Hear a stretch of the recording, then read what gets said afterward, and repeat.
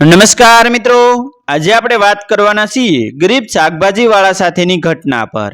એક વાત કહું તમને મુનિના બાપુ, તમે ખીજાશો તો નહીં ને? શિવુ બોલી। દામજીએ જમી લીધું હતું। જમીને એ ગીતાને રમાડતો હતો। ગીતા 2 વર્ષની હતી અને મુનિ 5 વર્ષની થવા આવી હતી। દામજી અને શિવુના લગ્ન થયા અને 8 વર્ષ થઈ ચૂક્યા હતા। બોલ્યા, બોલ બોલ બોલ, તને હું ક્યારે ખીજાયો છું? શું કહેવું છે તારે? દામજી કોળમાં હતો અને શિવની આ જૂની ટેવ હતી કે એને કોઈ કામ હોય ને ત્યારે દામજી ફૂલ ફોર્મમાં હોય ને ત્યારે જમી લીધું હોય અને બેમાંથી એક દીકરીને રમાડતો હોય ત્યારે જે વાત કહેતી, પોતાના સંતાનોને સાંજે રમાડતો દુનિયાનો કોઈ પણ બાપ ફૂલ કોટામાં જ હોય છે ને। આજ નિશાળમાં ઓલ્યા સોનુબેન નહીં, એ મળી ગયા હતા। બપોરે એ કહેતા હતા કે શિવુ, તારે 2 દીકરીઓ નાની છે અને તો બેંકમાં ખાતું ખોલીને દર મહિને 300 રૂપિયા 2 દીકરીઓના ખાતામાં જમા કરાવે ને તો એ 2 જ્યારે 18 વર્ષની થાય ને ત્યારે લાટ બધા પૈસા ભેગા થઈ જશે। તમે જેટલા જમા કરાવો એટલા દર મહિને સામે સરકાર પણ જમા કરાવે। એણે તો મને બહુ મોટી રકમ કીધી હતી, પણ એ રૂપિયામાંથી છોકરીઓને ભણવાનો અને પરણવાનો ખર્ચ બારોબાર નીકળી જાય। એ સોનુબેનનો ઘરવાળો શહેરમાં બેંકમાં છે, એટલે આપણી દીકરીઓનું ખાતું પણ સબ દઈને ખોલી દેશે। તો હું તમને એમ કહું છું કે મુનિ અને ગીતાનું ખાતું આવતા મહિને ખોલ્યું હોય તો કેમ રહે? વાત તો તારી સાસુઈ સોનુ। આમે માસ્તરોની વાત કોઈ દી ખોટી ન હોય, પણ લાખ ગાડાનો સવાલ એ છે કે મહિને 2 છોકરીઓની 600 રૂપિયા આપણે કાઢશું ક્યાંથી? ધણીનો આવો ઉમળકાભેર જવાબ સાંભળીને શિવુ પણ કોટામાં આવી ગયો અને બોલી, તમને આ તો કહું છું હો, તમને આ તો ખાલી કહું છું। જો તમારી ઈચ્છા હોય ને તો હું ગામના શેઠની ઘરે સવાર બપોર અને સાંજ કચરા પોતા કરી આવું તો એ 600 રૂપિયા આપે એમ છે। કંચન શેઠાણીએ તો મને ક્યારનું કીધું છે કે શિવલી, તું આવતી હોય ને તો ગૌલીને હું છૂટી કરી દઉં મારા ઘરેથી। એને તો હું 500 જ આપું છું, પણ તને 600 આપીશ, બોલ જો તારે આવવું હોય તો। બાકી ગૌના કામમાં અઠિયોય સાજો નથી અને એનું કામ પણ વેતરણ વગરનું। વારે વારે કહેવું પડે, વળી ક્યારે એને માથું દુખે અને ક્યારે એ અડધું કામ મૂકીને ઘર ભેગીની થઈ જાય એ પણ નક્કી નહીં। આ તો તમે કહેતા હો તો જ હું કંચન શેઠાણીને ત્યાં જાઉં। શિવુ આટલું બોલીને દામજી સામું જોઈ રહી। એક તો તું આંગણવાડીમાં છોકરા તેડવા જાશો અને બાકી આ ઘરનું કામ અને બા બાપુજીની સંભાળ રાખે એ ઘણું નથી? અને મુનિના જન્મ વખતે મોટા ડાક્ટરે શું કીધું તું એ ભૂલી ગઈ તું? બહુ લોહી ઉકાળા નથી કરવાના તારે આમેય લોહીના ટકા ઓછા છે અને એમાંથી વળી શેઠાણીને ત્યાં કચરા પોતા કરવાનું કામ આવે પછી તો તારું શરીર ટળી જાય ને। ઘરમાં બાઈ બીમાર હોય તો પછી થઈ રહ્યું, આખા ઘરનો આધાર તારા પર છે। મારા બાપા કે એમ કહે છે કે બાઈ માણસ એ ઘરનું મોભારું કહેવાય, મોભારું, અને મોભારું નબળું પડે એટલે ઘર વહેલા મોડું પડે જ। અને બીજી વાત કે તું કંચન શેઠાણીને ત્યાં જા એટલે ગૌને જે થોડા ઘણા મળે એ પણ બંધ થાય ને। અને આપણા ઘરમાં હજુ એટલી ભૂખ ભડકા નથી લઈ ગઈ કે કોઈનો રોટલો ટાળીને આપણે કમાવું। કાંઈક બીજો રસ્તો હું કાઢીશ। બાકી ગૌના ધણીને પહેલેથી જ ટીબી છે, સાસુ વહુ 2 ગામ આખાના કામ ઢસડે છે ત્યારે માંડ 2 શેડા ભેગા થાય છે, આપણે એના નિહાકા નથી લેવાઓ। દામજી બોલતો હતો અને શિવુને એની વાત સાચી લાગી। દામજીનો ધંધો હતો શાક બકાલું વેચવાનું। એનું ગામડું રોડ ટચ હતું। ગામમાંથી 6 કિલોમીટર દૂર એક નાનકડું શહેર હતું, ત્યાં દામજી લારી લઈને શાક બકાલું વેચવાનું કામ કરતો હતો। દામજીને આ ધંધો વારસામાં મળેલો હતો। એના બાપા નથુ ઓગળ પણ શહેરમાં જ શાક બકાલું વેચતા હતા। દામજીની માં ઉજી ઘરનું કામકાજ કરે, પહેલેથી આર્થિક રીતે નબળું ઘર, પણ ખાવાના સાંસા નહીં, જેટલું મળે એટલું ઘર ખર્ચમાં વપરાઈ જતું। બસતમાં ભગવાનના નામ સિવાય કશું મળે નહીં। દામજીનો જન્મ બહુ મોડો થયેલો। દામજી નિશાળે ગયો જ નહોતો। નાનો હતો ત્યારથી એને નથુ ઓઘડ લારીમાં બેસાડીને શાક બકાલાની સાથે શહેરની શેરીઓમાં ફેરવતો હતો। ધંધો ભલે શાક બકાલાનો હોય પણ નથુ એમાં પૂરેપૂરો પ્રમાણિક હો। ગરજનો ભાવ ક્યારે લેવાનો નહીં, નબળું શાકભાજી ભલે નાખી દેવાનું પણ ઘરાકને ક્યારેય છેતરવાનું નહીં। લારી લઈને નીકળે, મોઢામાંથી ભજનની કડીઓ નીકળ્યા કરે, નાનો દામજી લારીમાં હોય અને નથુ શાક બકાલો વેચતો હોય. નથુ ઓઘડને એક હકા જીવા કરીને ભાઈબંધ હતો. હકા જીવાનું કામ શાક માર્કેટમાં બાજુની વાડીઓમાંથી શાક બકાલું પહોંચાડવાનું હતું. હકાને સંતાનમાં એકમાત્ર છોકરી હતી. નામ એનું શિવ હતી. હકાને એના શેઠની રિક્ષા લઈને વહેલી સવારે શાક માર્કેટમાં 4 ફેરા કરી નાખવાના અને જે રકમ આવે એમાંથી એ પોતાનું ગુજરાન ચલાવતો. સમય વીતતો ચાલ્યો. દામજી 18 વર્ષનો થયો અને એના પિતાજીનો ધંધો સંભાળી લીધો હતો. એના પિતાજી હવે ખાલી શાક માર્કેટમાં જ સાથે આવતા. માર્કેટમાંથી બકાલું લેવાઈ જાય એટલે વેચવાનું કામ હવે દામજી માથે આવ્યું. સાવ અભણ એવો દામજી હવે હિસાબ કિતાબમાં પારંગત થઈ ગયો હતો. નજરનો સીધો અને બોલીનો મીઠો દામજી પિતાનો વારસાગત ધંધો બરાબર સંભાળવા લાગ્યો. એવામાં એક ઘટના બની. હકા ભીખાઈની પત્ની રૂડી અવસાન પામી. ઘરમાં હવે બાપ દીકરી બે જ વધ્યા. શિવો હવે મોટી થઈ ગઈ હતી. ઘરના કામકાજ કરતી થઈ ગઈ હતી એટલે વાંધો તો ન આવ્યો. પણ શિવની માનું અવસાન થયું. એને હજુ 8 જ મહિના થયા હતા ત્યાં શિવ માથે આભ તૂટી પડ્યો. આભ. હકા ભીખા એક વહેલી સવારે એક વાડીમાંથી બકાલો ભરીને રિક્ષા લઈને આવતો હતો અને રસ્તામાં રોજડું આડું પડ્યું અને રિક્ષા એક ખાળિયામાં ઉતરી ગઈ. હકાને માથામાં સારું એવું વાગ્યું અને એને હોસ્પિટલ લઈ ગયા. હવે શાક માર્કેટમાં વાત વાયુ વેગે પસરી ગઈ કે દામજીના બાપા નથુ ઓઘડ તાત્કાલિક હોસ્પિટલમાં પહોંચ્યા, જ્યાં હકો જીવનના છેલ્લા શ્વાસ ગણતો હતો. એની બાજુમાં એની દીકરી શિવ સોધાર આંસુએ રડતી હતી. હકાના હાથ પોતાના હાથમાં લઈને નથુ બોલ્યો, અરે ભાઈડો માણસ આમ હરીરે જાય એ કેમ પલવે? તને સારું થઈ જશે ભાઈબંધ. હિંમત રાખ, હિંમત. આવું તો વાગ્યા કરે. ભલા દાની આ સોડી સામું તો જો. ભલા આદમી આ સોડી સામું તો જો. માન ત્યારે હકો બોલ્યો, એની ચિંતા છે મને નથુ કે મારા ગયા પછી એનું કોણ? મારું બોર્ડ પૂરું થવાનું છે એમ મારો આત્મા કહે છે, પણ પછી આ સોડીનું કોણ? મા બાપ વગરનો છોકરો હોય તો એનો માર્ગ કરી લે, પણ આ તો તુલસી ક્યારો, એને કોણ સાચવશે? મને એની ચિંતા થાય છે. નથુ એની ચિંતા થાય છે. હકો બોલતો હતો અને નથુ સાંભળતો હતો. આ બધું સમજી ગયો અને ફટ દઈને બોલ્યો, મારા દીકરા વેરે તારી દીકરી લીધી ત્યારે જ મારા દામજીના આ દીકરી સાથે લગ્ન થશે. બાપના બોલથી હું વસન આપું છું. હકા તારી દીકરી જો દુઃખી થાય તો મારા બાપ ઓઘડ વસ્તાનું ખાનદાન લાજે. ખાનદાન? તું એ ચિંતા મૂકી દે નથુ. એટલું બોલ્યો અને એની આંખમાં એક શાંતિની ચમક આવી ગઈ. એ બોલ્યો, બસ હવે મારો જીવ જાય ને તો પણ વાંધો નથી. મારી શિવને સાચવજે ભાઈબંધ. બધું હવે તારા ભરોસે છે, બધું હવે તારા ભરોસે. અને હકાની આંખો સદાયને માટે બંધ થઈ ગઈ. હકાના ક્રિયાક્રમ પૂરા થયા કે તરત જ નથુ એ બીજા જ દિવસે શિવને દામજી સાથે ગામના જ એક મંદિરમાં પરણાવી દીધી. અને દામજીને કહ્યું પણ ખરું, બટા તું પણ બહુ ભણેલો નથી અને હું પણ બહુ ભણેલો નથી, એટલે તારો સંસાર સુખેથી ચાલશે એમાં મને કંઈ શંકા નથી. પણ એક વાતનું ધ્યાન રાખજે, શિવને કોઈ વાતે કોસવતો નહીં. એને ક્યારેય એવું ન લાગવું જોઈએ કે તે એની સાથે પરણીને એની ઉપર બહુ મોટો ઉપકાર કર્યો છે. એના બાપા મારા જીગરી ભાઈબંધ હતા અને સાસુકલો માણસ હતો. એને આપેલ વસન ભંગ ન થાય એનો કાળજી રાખજે. શિવ દુઃખી થાય એવું કોઈ કામ ક્યારેય ન કરતો. અને દામજીએ એ પાળી પણ બતાવ્યું. શિવના સાથે દામજીના લગ્ન થયા. એને 8 વર્ષ વીતી ચૂક્યા હતા. પહેલા ખોળાની મુનિ અને બીજા ખોળાની ગીતાનો જન્મ થયો. પછી પતિ પત્નીએ નક્કી કર્યું કે હવે ત્રીજું સંતાન નથી જોતું. શિવ શહેરમાં ઉછરી હતી. અમુક ડહાપણ અને કોઠાસૂઝ એને વારસામાં મળેલી હતી. દામજી જે કમાય એ રકમની પાય પણ જરાય આડાવળી ન ખર્ચાઈ જાય એનું એ ધ્યાન રાખતી હતી. દામજી પરણી ગયો એટલે હવે નથુએ શહેરમાં જવાનું જ માંડી વાળ્યું. સાવ નિવૃત્તિ જ લઈ લીધી. દામજીનો ધંધો પણ સારો ચાલતો હતો. દામજીએ હવે નવી રેકડી લીધી હતી.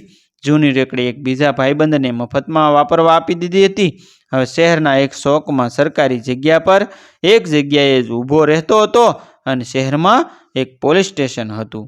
ત્યાંના એક જમાદાર સાથે થોડોક સંબંધ બાંધીને મહિને એને 500 રૂપિયા આપી દે એટલે દામજીની એ રેકડીને કોઈ વતાવતું નહીં. 2-3 દિવસે જમાદાર લારીમાં જે શાકભાજી હોય એમાંથી એકાદ થેલી શાક ભરી જ લેતા અને દામજીએ મંગાવેલ તમાકુવાળો મસાલો ખાઈને જમાદાર ચાલ્યા જતા હતા હો. દામજી પણ પોતાના કુટુંબ પૂરતું રોજે રોજ કમાઈ લેતો હતો. હવે આવક થોડી થોડી વધતી ગઈ અને સંતાનોના જન્મ પછી ખર્ચ પણ વધતો ગયો. પણ તોય મહિનો આવે એટલે 2 શેડા કસોકસ ભેગા થઈ જતા હો.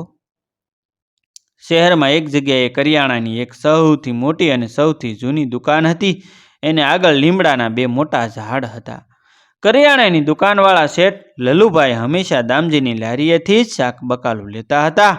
એક દિવસ એણે દામજીને કહ્યું કે આ માર્કેટમાં આટલી બધી લારીઓ સાથે ધોમધકતા તાપમાં ઊભા રહેવું, જમાદારને હપ્તાની સાથે મફતમાં શાક પણ દેવું અને ધૂળની ડમરી વચ્ચે હેરાન થવું, એના કરતાં મારી દુકાન આગળ મારી માલિકીની જગ્યા છે, લીમડાના 2 ઝાડ છે, ટાઢો સાયો અને વળી આજુબાજુ કોઈ શાકભાજીની લારી પણ નહીં અને એકદમ શાંત જગ્યા, મહિને 600 રૂપિયા ભાડું લઈશ, ત્યાં આવી જા, તારું શાક બકાલું ફટકીમાં ઉપડી જશે.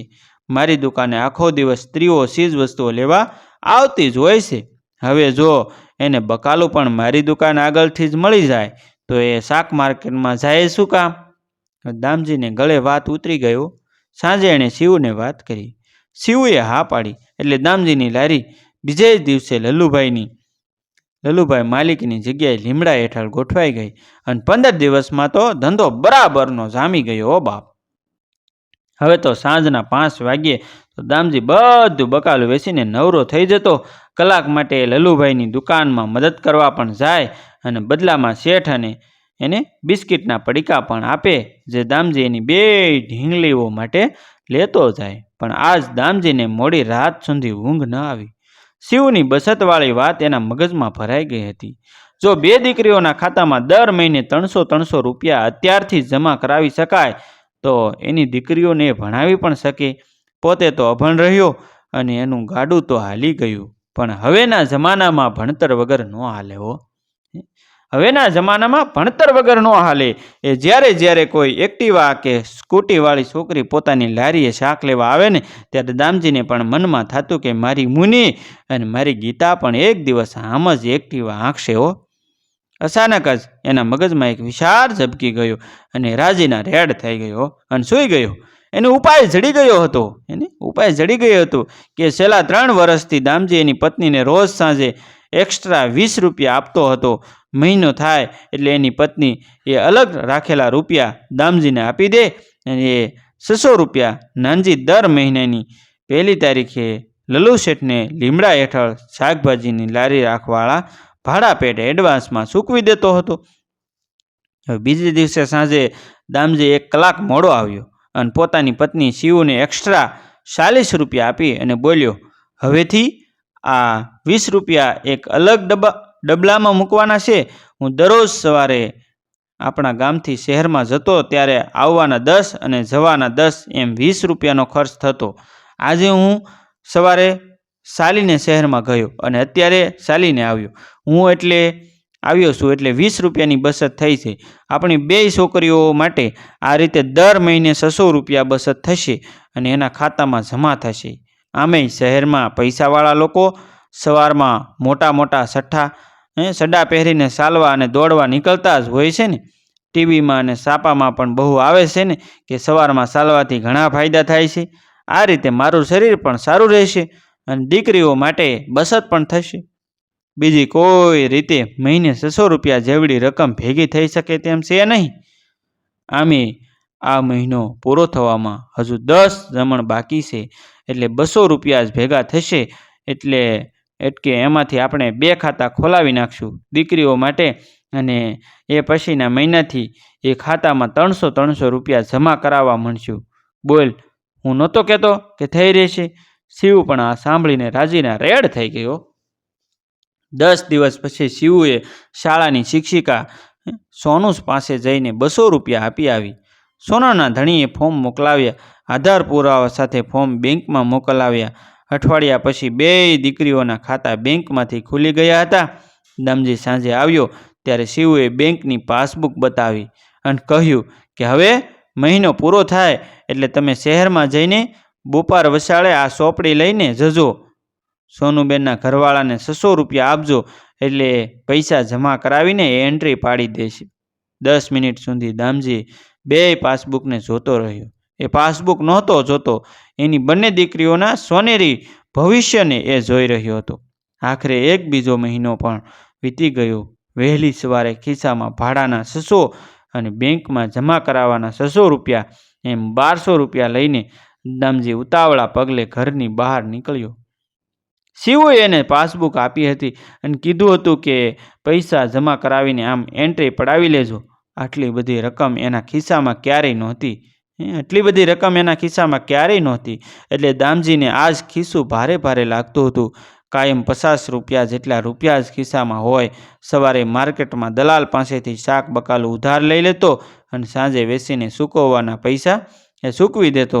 જે નફો થાય એમાંથી ઘર માટેની ખરીદી કરતો, 20 રૂપિયા ભાડાના અલગ કાઢતો અને સાંજે ઘરે આવે ત્યારે થાક સિવાય એના ખિસ્સામાં લગભગ શું જ વધતું નહોતું.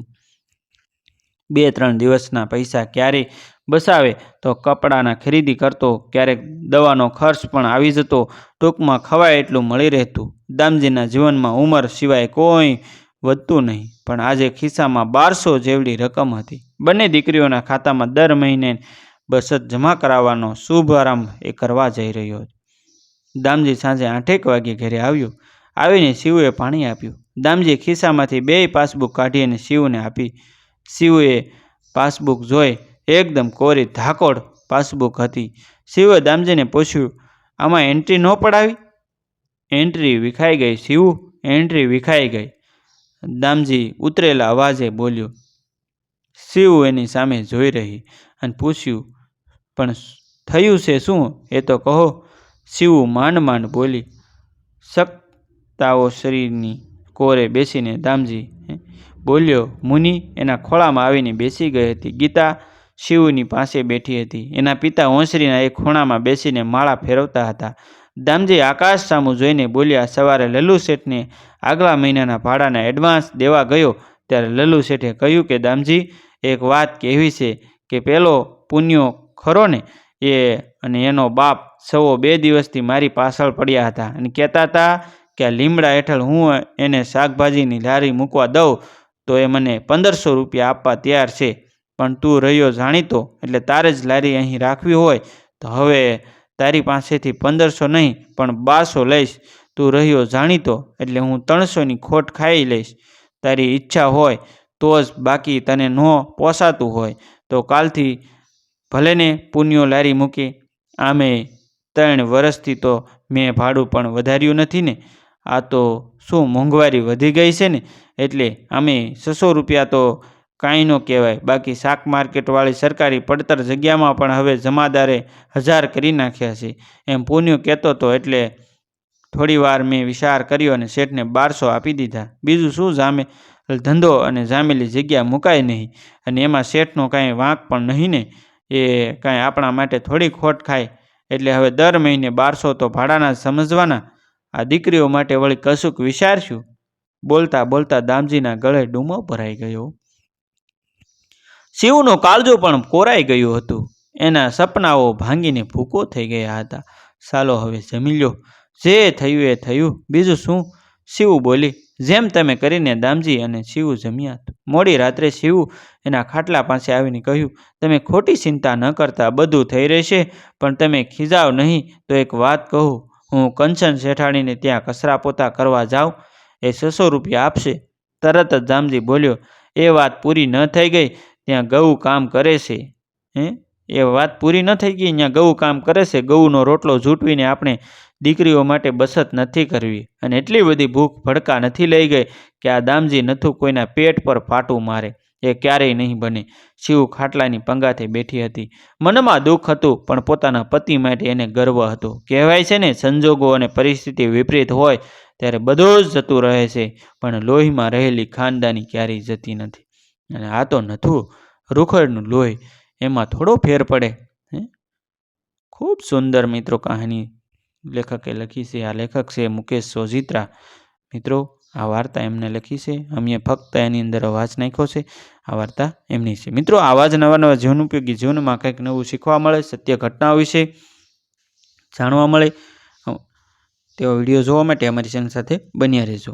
મિત્રો, તમારા અન્ય સગા સંબંધી મિત્રો સાથે વિડીયોને શેર કરી દેજો અને અમારી ચેનલને તમે હજુ સુધી સબસ્ક્રાઇબ ન કરી તો ચેનલને સબસ્ક્રાઇબ કરી દો. થેન્ક યુ મિત્રો. મળશું આપણે એક નવા વિડીયો સાથે.